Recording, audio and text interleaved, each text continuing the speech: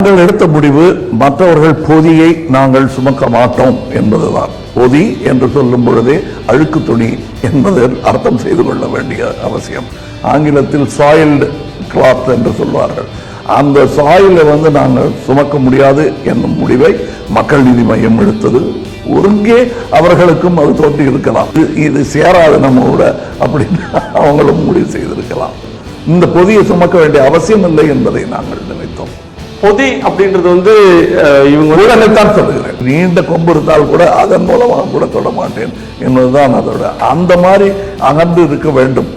நடிகரும் மக்கள் நீதி மய்ய தலைவருமான கமல்ஹாசன் திமுகவுடன் கூட்டணி அமைப்பது குறித்து ஊழல் பொதியினை சுமப்பது போன்றதான் என்று கடந்த நாடாளுமன்ற தேர்தலின் பொழுது பேசிய பழைய காணொலியானது தற்பொழுது திமுகவுடன் மக்கள் நீதி மய்யம் கூட்டணி அமைப்பதை விமர்சிக்கும் விதமாக இணையதளங்களில் பகிரப்பட்டு வருகிறது.